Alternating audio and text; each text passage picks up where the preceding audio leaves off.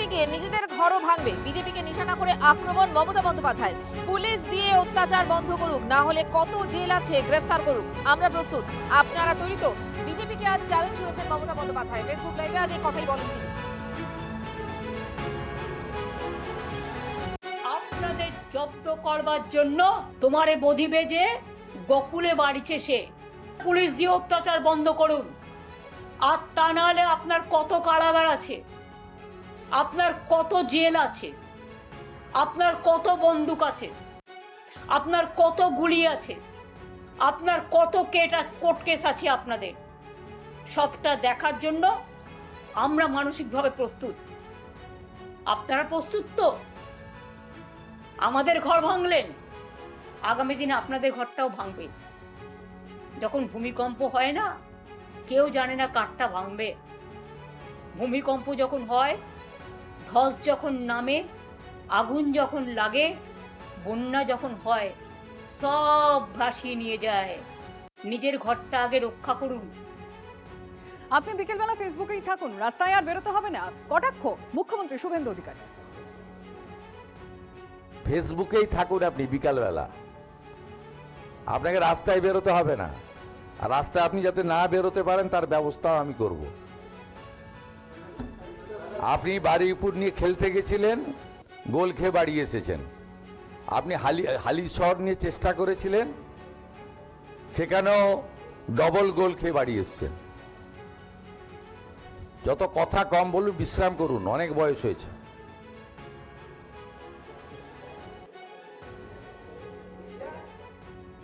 আর দুর্নীতি ইস্যুতে শুভেন্দু অধিকারের নিশানায় আবারও অভিষেক এবং মমতা বন্দ্যোপাধ্যায় কি বলছেন তিনি বলছেন যে পিসি ভাইপো চরম দুর্নীতিগ্রস্ত, তাদের দুর্নীতি চরম সীমায়। দুর্নীতির বিরুদ্ধে ব্যবস্থা নিতে মানুষ তাদের ভোট দিয়েছে, মানে বিজেপিকে ভোট দিয়েছে, সব ব্যবস্থা হবে, অপেক্ষা করুন। নাম না করে মমতা অভিষেককে হুঁশিয়ারি মুখ্যমন্ত্রী শুভেন্দু অধিকারী। অনেক কিছু বাকি আছে তো, 110 দিনে সব চাইলে হয় নাকি? ওটা তো একটা বড় কাজ।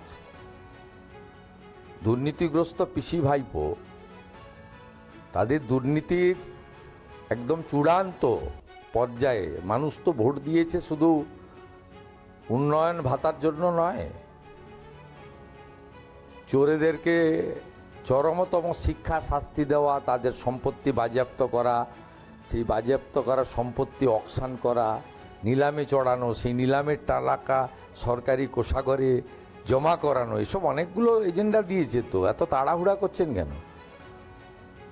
60 মাসের জন্য তো জিতিয়েছেন, 110 দিন হয়েছে তোমার।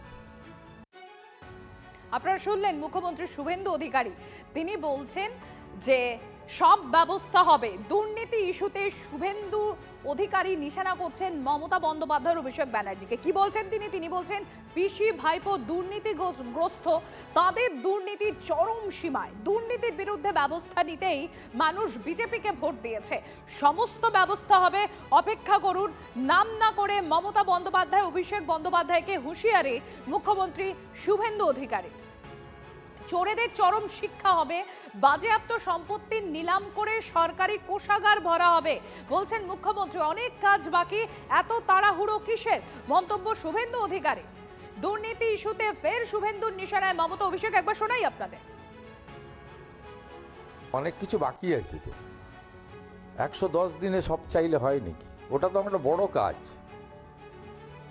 দুর্নীতিগ্রস্ত পিসি ভাইপো, তাদের দুর্নীতির একদম চূড়ান্ত পর্যায়ে মানুষ তো ভোট দিয়েছে শুধু উন্নয়ন ভাতার জন্য নয়,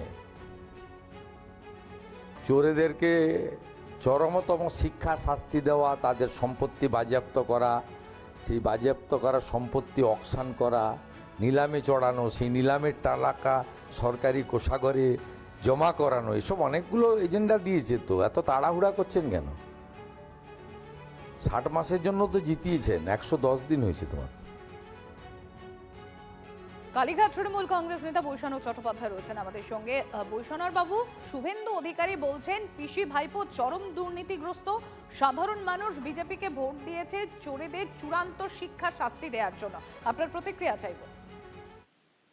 প্রথম কথা যে এই কথাটা উনি ভাঙা রেকর্ডের মতো অনেকবার বাজিয়েছেন, এই একই কথা উনি এতবার বলেছেন যে এই কথাটা আর কেউ বিশ্বাস করে না। ওনার 110 দিন অতিক্রান্ত হতে চলেছে। ওনার সরকারের আমলে যে যে ঘটনা ঘটেছে সেইগুলো যদি সামনে আনেন তাহলে দেখবেন যে প্রমাণ হয়ে যাচ্ছে যে ওনারা সরকার চালাতে ব্যর্থ। একজন বাচ্চা মায়ের দুধের ফোটাচ্ছে সেটাও ওনারা ফেলে দিতে চাইছেন। ওনাদের আমলে আর কি বলবো, আর কত ঘটনা বলবো। যাদবপুর ইউনিভার্সিটিতে ঢুকে তাদের ইউনিভার্সিটির পতাকা পোড়ানো, আগুন ধরানো, নন্দলাল বসু শিল্পী সস্তাকে ভেঙে দেওয়া। এবার দুর্নীতির প্রসঙ্গে যদি আসেন তাহলে তো অনেক নাম আসে না। উনি যাদের মুখে বলছেন, যারা অভিযোগ প্রমাণিত, তাদের কিছু করতে পেরেছেন? যে নীরব মোদী, ললিত মোদী, মেহুল চোস্কি, বিজয় মালিয়ারা টাকা নিয়ে চলে গেল, তাদের কিছু করতে পেরেছেন? দুর্নীতির প্রশ্ন যদি আসে তাহলে রাম মন্দিরের টাকা শুরু হয়েছে, সেটা কিছু করা গেছে? বদ্রীনাথের টাকা তছরূপ হয়েছে, সেটা কিছু বলা গেছে? বা নিত্যানন্দ প্রভুর যে আশ্রম পানিহাটিতে তার প্রণামী বস্ত্র নিয়ে যেতে বললো, সেটার কিছু ব্যবস্থা নিলেন? মিষ্টির দোকানের গন্ডগোল, সেটা কিছু ব্যবস্থা নিলেন? আগে আয়নায় নিজের মুখ দেখুন। একই কথা বারবার বলে কোনো লাভের লাভ হবে না। মানুষ সব বুঝছে, মানুষ সব দেখে গেছে। ধন্যবাদ বৈষ্ণব বাবু। অন্নপূর্ণা যোজনা নিয়ে মমতা বন্দ্যোপাধ্যায় বিজেপি সরকারকে তোপ দেখেছেন। তিনি কি বলছেন? তিনি বলছেন মহিলাদের সঙ্গে প্রতারণা, নির্বাচনী প্রতিশ্রুতি ভেঙেছে বিজেপি। আগে কেন শর্তের কথা বলা হয়নি প্রশ্ন তুলে আক্রমণ প্রাক্তন মুখ্যমন্ত্রীর। এখনো অবধি 1,45,00,000 মহিলার অ্যাকাউন্টে ঢুকেছে টাকা। হিন্দু মুসলমান বাজ বিচার করা হয়নি। আগে তো তোষণের রাজনীতি চলতো। পাল্টা জবাব মুখ্যমন্ত্রী। নির্বাচনের আগে যখন বিজেপির কর্মীরা, বিজেপির এজেন্সিরা, যারা তাদের হয়ে টাকা দিয়ে এলাকায় এলাকায় গিয়ে মা বোনেদের কাছে ফর্ম ফিল আপ করেছিলেন এবং প্রতিশ্রুতি দিয়েছিলেন বিজেপি জিতলে, ক্ষমতায় আসলে তাদের অন্নপূর্ণা ভাণ্ডার দেবেন, তখন কিন্তু কোনো কারণ লেখা ছিল না, কোনো শর্ত আরোপ ছিল না। যতদূর আমি দেখেছি মানুষকে প্রতারিত করা হয়েছিল। কেন দেখছেন না? কেন মেয়েরা অন্নপূর্ণা ভাণ্ডার পাচ্ছে না? লক্ষ্মীর ভাণ্ডার পাচ্ছে না? অন্নপূর্ণা ভাণ্ডার 1 মাস দেবেন, 3 মাস দেবেন না, পুজো পর্যন্ত বড়জোর দেবেন, তাও কিছু, সবাইকে নয়। দেখে দেখে দিচ্ছেন, চেকে চেকে দিচ্ছেন, বর্ণ দেখে দিচ্ছেন। লক্ষ্মীর ভাণ্ডার ফিরিয়ে দিন। এখন অবধি ট্রান্সফার হয়ে গেছে টাকা 1,45,64,472 জনের অ্যাকাউন্টে। এর মধ্যে মুসলিম বেনিফিশিয়ারি আছে 19,20,000। যারা যোগ্য তারা হিন্দু কি, মুসলিম কি, বিজেপি কি, তৃণমূল কি পেয়েছেন। উনি পারবেন নাকি দেখাতে এসব করে? আমি শুধু নন্দীগ্রামের একটা গ্রামের কথা বলবো। 86% হিন্দু বাস করে। হরিপুর গ্রাম পঞ্চায়েতের 2 জন হিন্দুকে দিয়েছিলেন আবাসের বাড়ি।